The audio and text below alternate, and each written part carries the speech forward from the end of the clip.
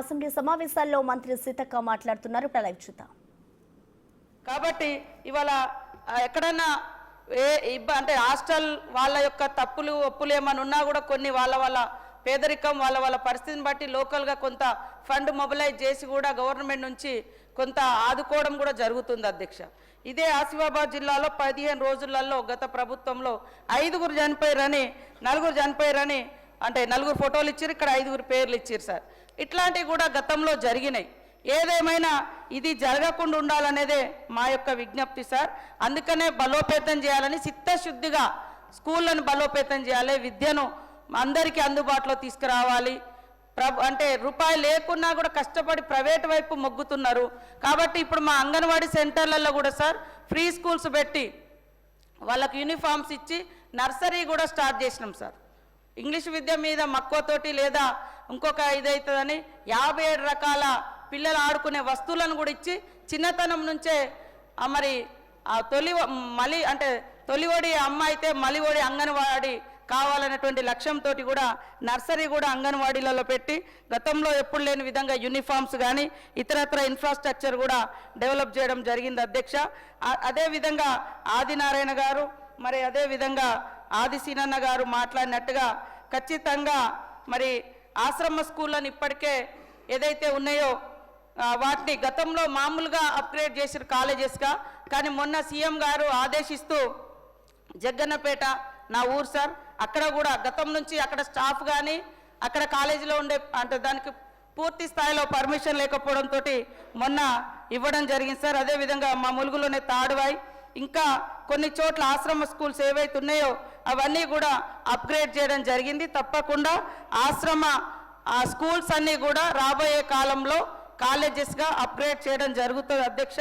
అదేవిధంగా మరి ఆదిశీనన్న గారు మాట్లాడినట్టుగా ఖచ్చితంగా పిల్లలు కొంత చలికాలం ముఖ్యంగా ఏజెన్సీ ప్రాంతాలలో ఉండేటువంటి పిల్లలకైతే అది మరి వేడి నీళ్ళు లేక ఇబ్బంది పడేటువంటి పరిస్థితి కూడా ఉంటుంది. కాబట్టి అట్లా రాష్ట్ర వ్యాప్తంగా కూడా ఇది కూడా పరిశీలించి తప్పకుండా మరి సోలార్ విద్యుత్ ద్వారా వారికి హాట్ వాటర్ అందించే విధంగా మరి తగు చర్యలు తీసుకుంటామని తెలియజేస్తా ఉన్నాం అధ్యక్ష.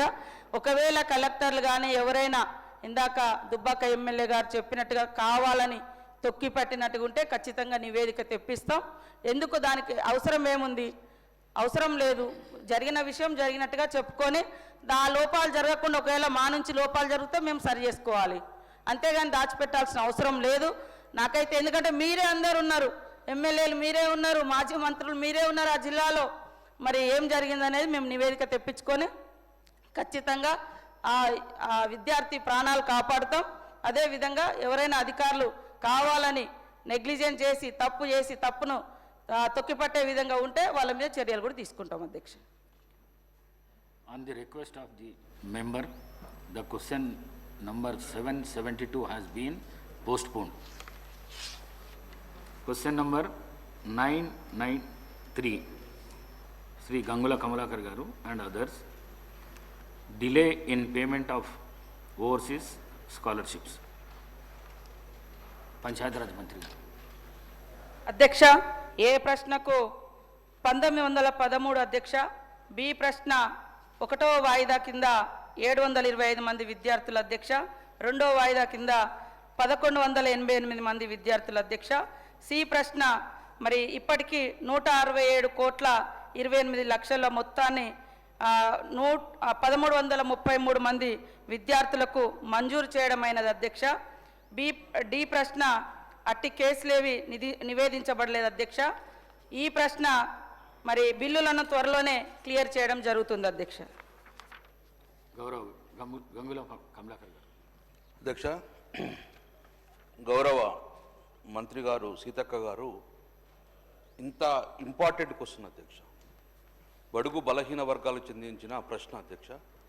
కానీ ప్రభుత్వం నుంచి ఇలాంటి సమాధానం వస్తుందని చెప్పి మేము ఎక్స్పెక్ట్ చేయలేదు అధ్యక్ష. అధ్యక్ష, తమ ముందు క్వశ్చన్ ఉంది అధ్యక్ష. నేను అడిగిన క్వశ్చన్ ఏంది, గౌరవ మంత్రి గారు ఇచ్చిన ఆన్సర్ ఏందో దాని మీద negligence of the government correct కావద్దు అధ్యక్ష. విదేశీ విద్యా పథకం కింద ఎంపిక అయి విదేశాల్లో చదువుతున్న విద్యార్థుల సంఖ్య ఎంత అంటే